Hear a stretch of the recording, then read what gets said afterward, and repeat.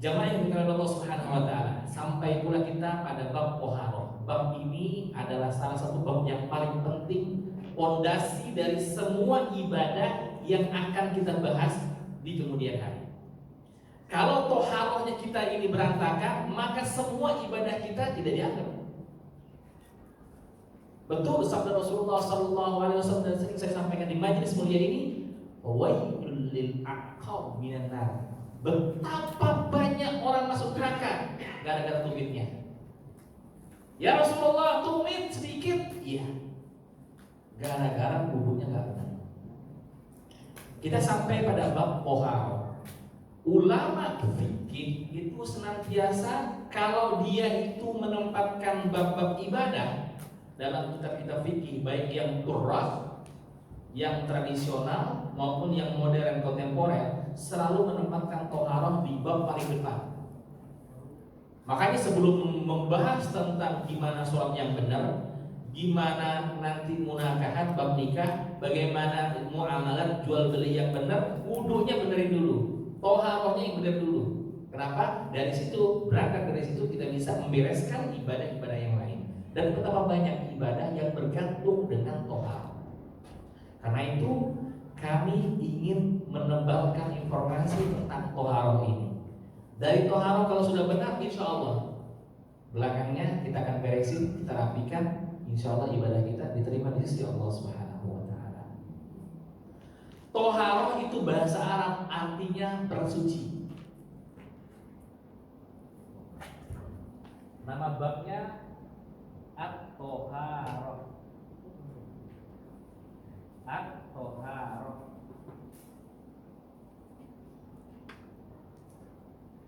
berasal dari kata tohura.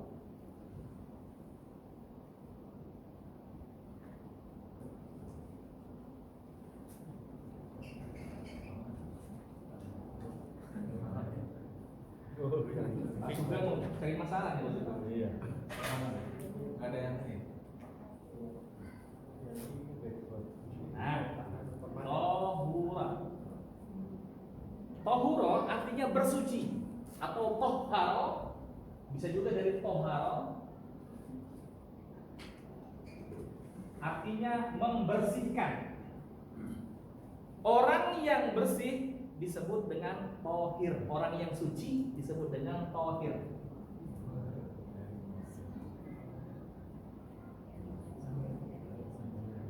Kira menteri ya. Mudah-mudahan beliau tahu mana aslinya daripada namanya adalah tohir, artinya suci. Mudah-mudahan. Oh, ada juga yang nama tohir. Barakallahu fiik, artinya suci.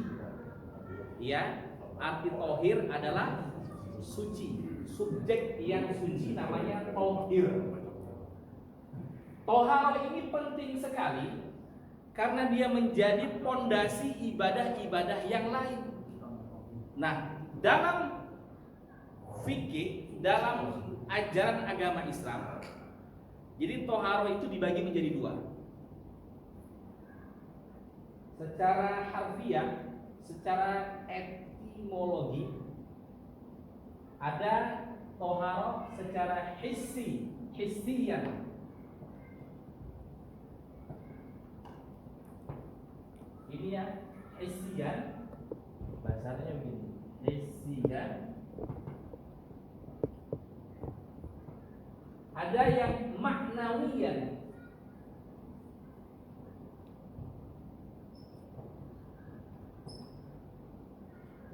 Maknawiyan.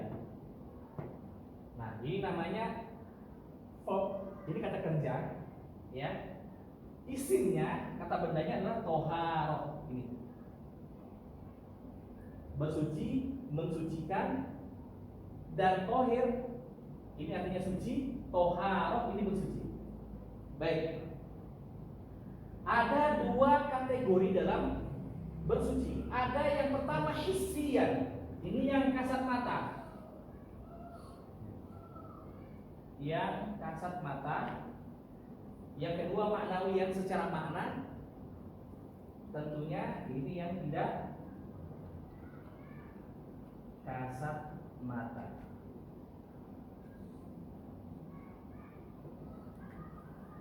Minimal secara harfiah kita bahas dulu. Jadi ternyata ada sesuatu yang kita bersihkan yang tampak oleh mata. Itu namanya toharoh secara hissiyan. Yang dibersihkan adalah najis atau hadas yang kasat mata. Ada juga yang maknawiyan. Yang maknawiyan itu adalah membersihkan diri kita dari sifat-sifat buruk. Ini tak tampak oleh mata. Ada yang namanya iri, dengki, pelit, takut miskin, khawatir, cemas. Bagaimana cara membersihkannya? Masing-masing obatnya beda. Saya ingin menukil perkataan Dr. Said dalam kitabnya Sholatul Mu'min. Toharoh maknawiyah adalah membersihkan diri dari syirik dan maksiat. Semua bentuk syirik dan maksiat itu termasuk sesuatu yang najis tapi tidak kasat mata. Syirik yang besar hampir sudah tidak ada kita temukan saat ini. Karena Rasulullah SAW bersabda ketika beliau hendak wafat, beliau mengatakan bahwasanya aku sudah tidak takut umatku menyembah-nyembah berhala lagi. Sudah aku tidak takutkan lagi. Karena semakin kesini manusia semakin pintar. Harusnya. Yang aku takutkan kata Rasulullah justru kalau umatku nanti itu dibukakan pintu dunia sehingga dia tenggelam di dalamnya dan binasa seperti umat-umat yang terdahulu. Syirik, kefakiran itu Rasulullah nggak takutin. Justru sebaliknya yang Rasulullah takutkan adalah ketika kita sudah berada di tempat yang kayaknya enak banget urusan dunianya. Dapatin 50 juta sehari itu enak banget. Tapi langkahin kaki ke masjid susah. Nah ini sebenarnya hati-hati. Ini adalah orang yang ditakutkan dan dikhawatirkan oleh Rasulullah SAW.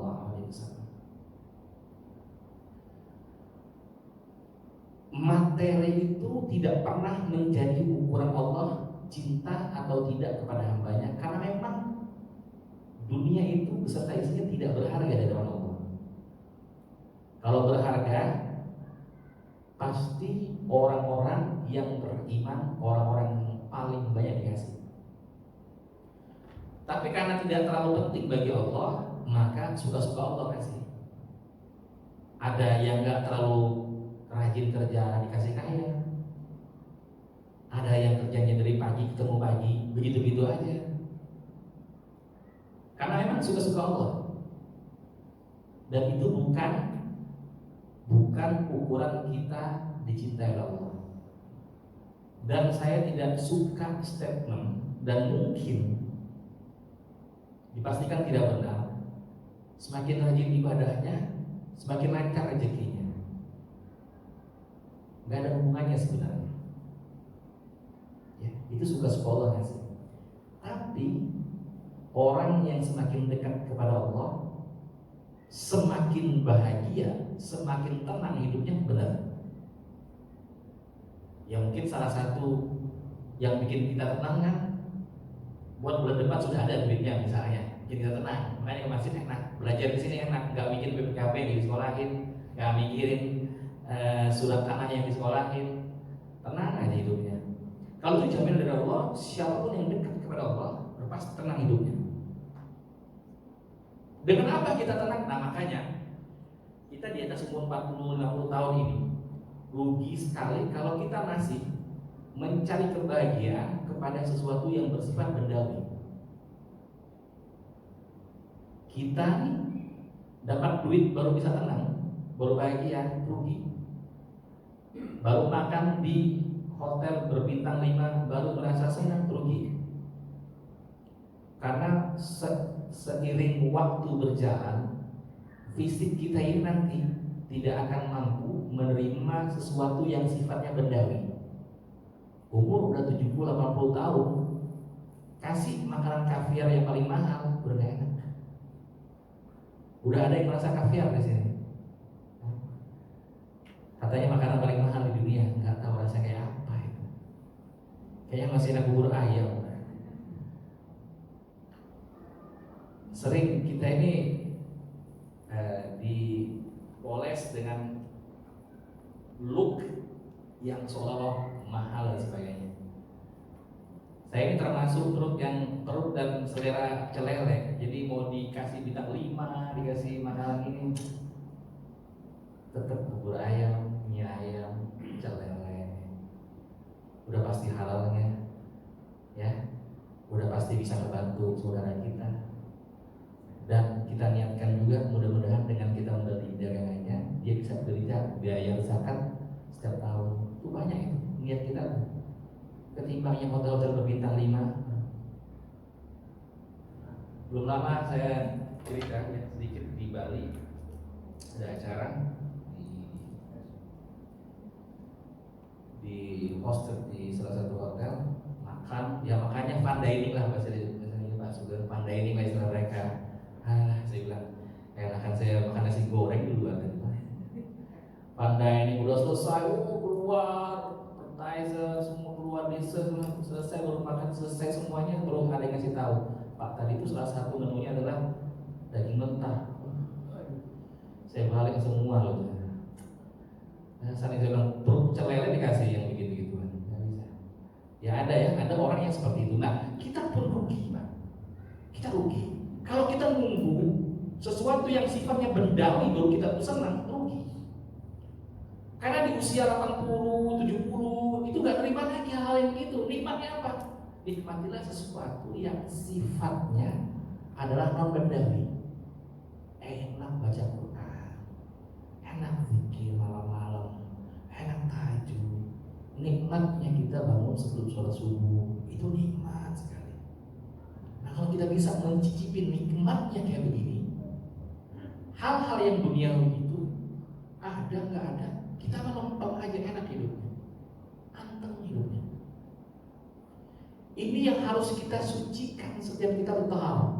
Tidak hanya mensucikan dari hadas kecil, hadas besar, tapi juga maksiat, syirik, bergantung kepada selain Allah, bersandar kepada bos kita, menganggap rezeki kita hanya ada pada bos, pimpinan. Itu salah. Itu sudah menuju syirik kecil. Allah sudah janji, binatang melata pun sudah Allah pastikan rezekinya ada. Ya, itu namanya rezeki yang dasar, itu pasti ada. Wa min dabbatin fil ardi illa 'alallahi rizquha. Tidak ada binatang melata di muka bumi itu kecuali rezekinya Allah jamin ada. Kok bisa yang diambil misal adalah binatang melata? Pernah kepikiran gak, Pak? Kok bukan binatang terbang? Kok bukan manusia? Kok bukan yang lainnya?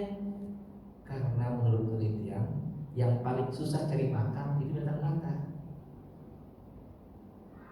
Binatang melata itu paling susah. Cecek. Makanya apa? Nyamuk punya sayap, dia gak punya sayap. Bisa Allah kasih rezeki, gak punya sayap. Nyamuk gak pernah ikut vokasi, gak pernah ngambil D4, S1, gak pernah. Setiap hari lempeng aja hidupnya. Kita udah dikasih pelajaran, dikasih keyakinan. Untuk rezeki dasar pasti Allah jamin. Jadi jangan takut lapar. Untuk rezeki yang lainnya, yang hedon, yang pengen ganti handphone, itu di luar. Terserah, itu tergantung ente nyari sampai mana tuh rezeki. Tapi rezeki dasar Allah sudah jamin. Ya, makanya orang yang korupsi, mencuri, ngelip duit kantor, sebenarnya kan yang paling mendasar dari kenapa mereka berbuat seperti itu, selain mungkin dapat istri yang tukang bisik, waduh Pak, tetangga kita udah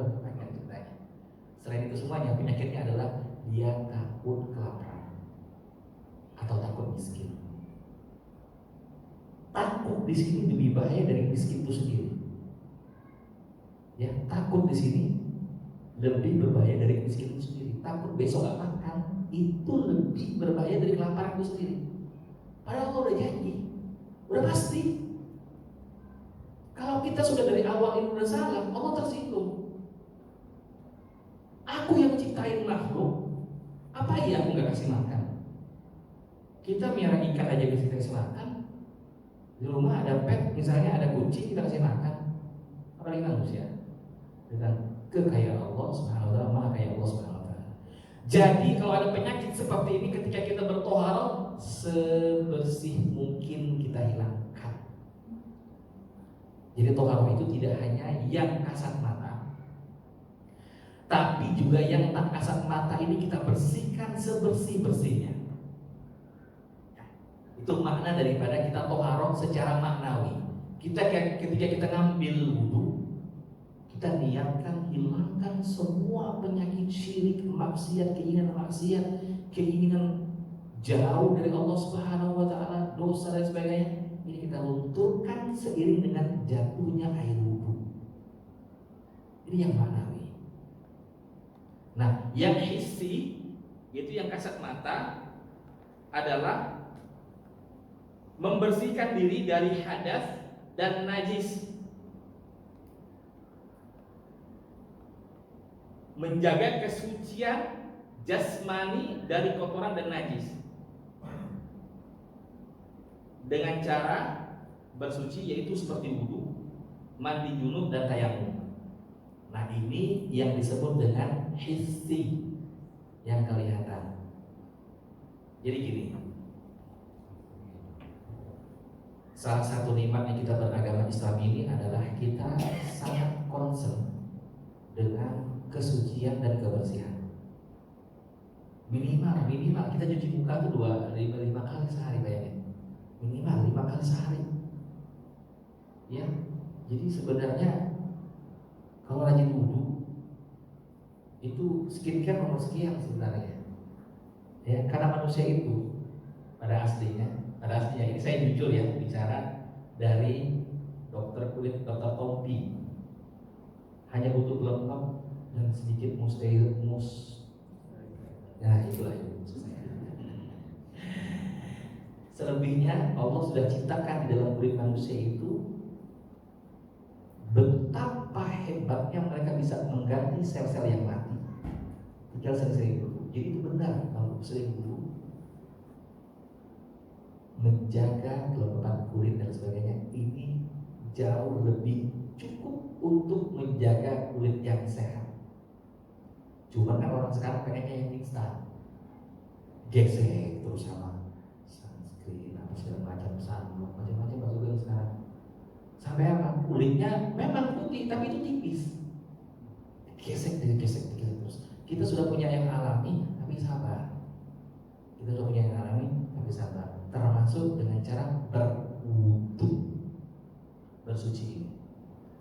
Nanti saya jelaskan apa itu wudu dan nanti turunannya adalah betapa banyak hal-hal yang bisa dibicarakan saat kita berwudu. Syaratnya. Kemudian dari berbagai mazhab itu bagaimana memandang wudu itu. Kenapa mazhab ini mengatakan gesek itu harus wajib, yang lain tidak? Ayatnya sama. Nanti saya bacakan ketika kita membahas secara tuntas bagaimana itu wudu. Sekarang ini bagaimana kita bersuci.